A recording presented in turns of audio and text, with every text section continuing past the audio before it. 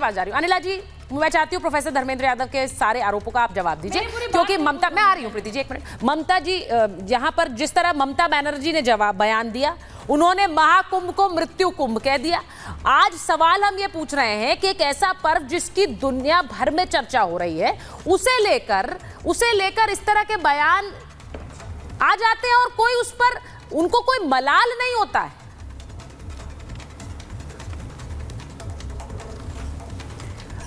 मेरी सबको राम राम।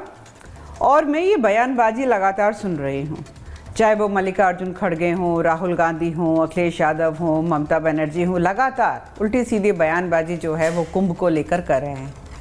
आज ममता बनर्जी जो है वो कह रही हैं कि ये मृत्यु कुंभ है, ये महाकुंभ नहीं है।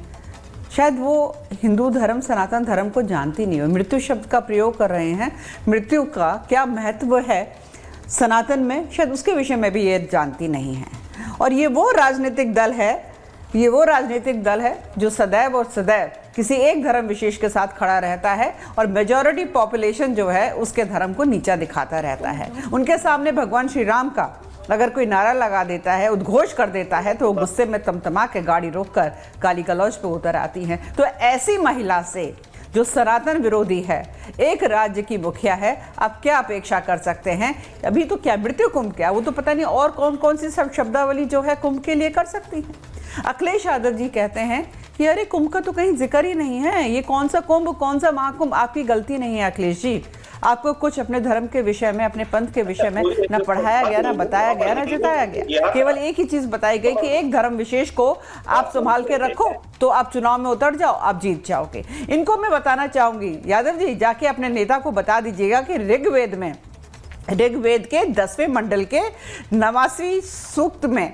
जो 7वां मंत्र है उसमें कुंभ है।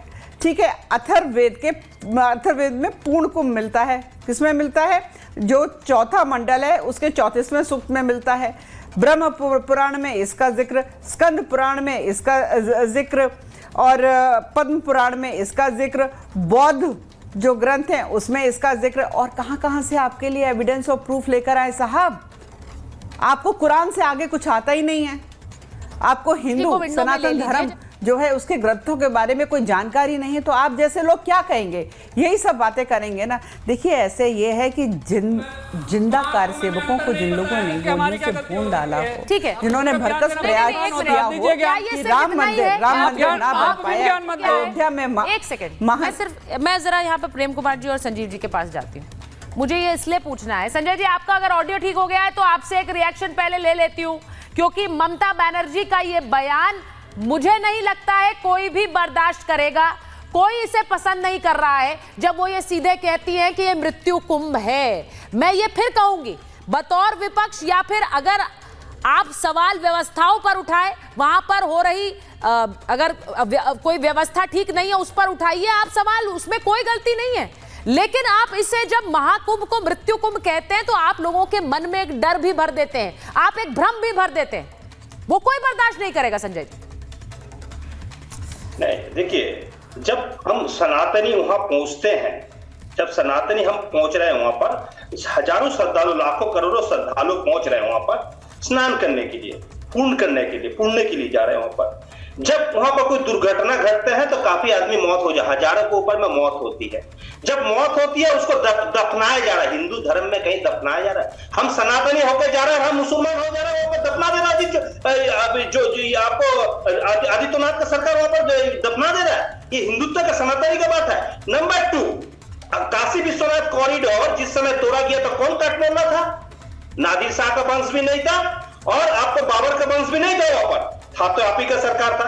गुजरात में 2008 में 14 अक्टूबर के दिन में 80 मंदिर तोड़ा गया था, सनातनियों का मंदिर तोड़ा गया था।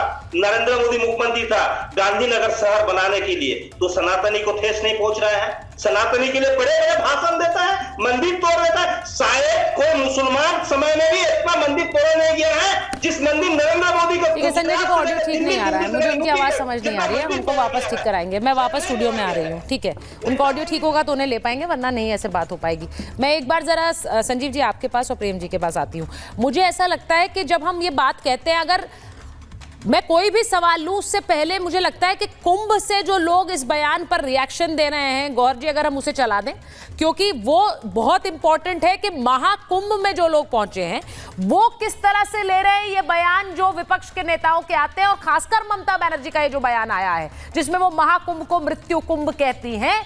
मैं उन लोगों से पूछना चाहती हूं जो कुंभ में ये डुबकी लगाने गए, जरा चला दीजिए। अच्छा ये बताइए, ममता बनर्जी कह रही है कि मृत्यु कुंभ है ये। नहीं ऐसा कुछ नहीं है, ऐसा सिर्फ अफवाह है, बाकी ऐसा कुछ नहीं है, ऐसा कुछ नहीं है। सोच अपनी अपनी है, अपनी अपनी सोच होती है। नहीं है ऐसा वो जैसा होगा दिमाग होगा ना, जैसे दिमाग होगा जैसी बात करेंगे। क्या कह रहे भैया? कह रहे हैं ऐसा सौभाग्य अब किसी को नहीं मिलेगा, सबकी फ्यूचर चले जाएगी, आने वाली हम लोग की जनरेशन चले जाएगी। 144 साल कुछ कहलाता है, और जो कह रहा है ऐसा उसको कहने दीजिए। हम लोग श्रद्धालु हैं और हम लोग भक्ति में लीन हैं, हम आएंगे। ममता जी को कहने दीजिए, योगी जी वो अपना रोटी सेक रही है ताकि जो है दूसरे समुदाय को वोट मिले उनको। ममता जी को ये बोलते हैं श्री राम तो गुस्सा हो जाती है, क्यों? अब क्या उसको राम भगवान से दिक्कत है?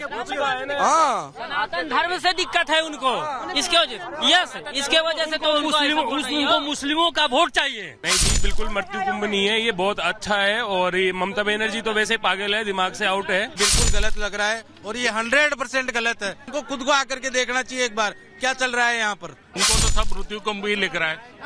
कुछ टाइम पहले जो कोलकाता में रेप केस हुआ था, उनको वो क्या बोलेगी, मुझे ये पूछना है पहले तो। ममता बनर्जी का पेट खराब है, वैसे भी बस थोड़ी दिन का मेहमान है वो वहाँ कोलकाता के अंदर।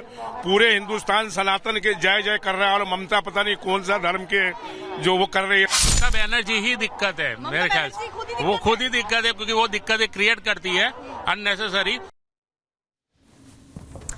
अब मैं सीधे ये पूछना चाहती हूँ, जब लोग वहां से कह रहे हैं कि हमें ये मौका एक बार मिल रहा है, हम जरूर जाएंगे, जो लोग ये कहते हैं पहले वो अपने आप व्यवस्था देखें। प्रेम कुमार जी वो कुछ गलत कह रहे हैं, वो वहां डुबकी लगाने आए हैं, वो ये जानते हैं कि भीड़ है, वो स्टेशन का भी हाल देख रहे हैं, वो वहां जाम भी देख रहे हैं, लेकिन इसके बावजूद आप कितनों को जानते हैं जो महाकुंभ के लिए डुबकी लगाने गए हैं? जानते होंगे, मुझे इस बात का पूरा भरोसा है। तो ये लोग जो जा रहे हैं उनको वो सीधे जवाब दे रहे हैं वहां से।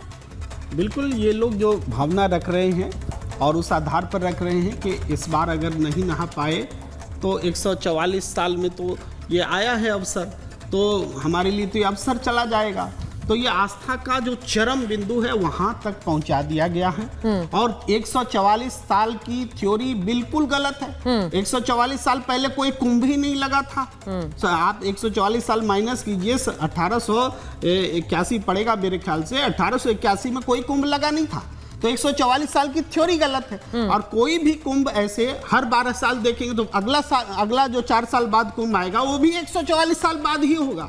तो इस तरह से लोगों की भावना को जोड़ा गया है कि अगर नहीं नहाओगे तो फिर पुण्य का अवसर ही खो जाएगा। और इसके पीछे मान्यता क्या है? योगी आदित्यनाथ जी का वो बयान देखिए, इसमें उन्होंने कहा कि हमने 1,500 करोड़ लगाया और 3 लाख करोड़ रुपए से ज्यादा की आमदनी उत्तर प्रदेश को होने जा रही है। हाँ। ये पैसा कमाने के लिए इन्होंने इसको एक्सटेंड भी किया, इतना लंबा कभी नहीं वो चला था। अच्छा ये जो नहीं ये बयान उन्होंने क्यों दिया है? ये बयान उन्होंने रिएक्शन में दिया है, ये बयान उन्होंने जवाब दिया है, ये जवाब दिया है उन्होंने, क्योंकि सवाल पूछा गया था धर्मेंद्र जी की पार्टी की तरफ से कि पैसे का क्या हुआ, इतना पैसा लगा दिया, इसमें व्यवस्था का क्या हुआ? तो उन्होंने क्या 1,500 करोड़ आपने इसलिए इन्वेस्ट किया है कि 3 लाख करोड़? एक बार संजीव जी का रिएक्शन। लोगों को धर्मोन्माद में 144 साल की थ्योरी लगा करके वो कह रहे हैं एक उन्माद फैला, मौत का कुंभ बना दिया। प्रेम कुमार जी, मारे नहीं गए लोग, क्या ये भगदड़ नहीं मची? अगर आप ये कह रहे हैं 144 साल की थ्योरी गलत है, वो गलत थ्योरी की वजह से वहां पर भगदड़ हुई, इसी वजह से हम इसे मृत्यु कुंभ कहेंगे। इसका भी ये लॉजिक है आपका, इसीलिए हम इसे मृत्यु कुंभ कहेंगे। मृत्यु कुंभ और मोक्ष का भी अंतर संबंध लिया। अरे इस कुंभ को तो माना ही जाता है कि यहाँ मृत्यु होगी तो मोक्ष मिलेगा। मृत्यु कुंभ बोल दिया तो कौन सा गलत किया? अरे में मरेंगे लोग। तो आप ये कह रहे हैं कि वहां लोग चले जाएं, वहां लोग चले जाएं और मौत हो जाए उनकी, तो ठीक है क्योंकि वो मोक्ष हासिल कर रहे हैं। नहीं, क्या बोल रहे हैं प्रेम कुमार जी? आप ये कह रहे हैं ये तो माना ही जाता है, यहाँ मोक्ष मिलेगी, मतलब मौत हो जाए तो लोग वहां जाकर अगर उनकी मौत हो जाए तो वो खुश इसका महसूस करें। नहीं, ये मौत नहीं होती, मौत नहीं, मौत नहीं मानता कोई। मोक्ष और मौत में फर्क है क्या? नहीं, आचार्य विक्रमादित्य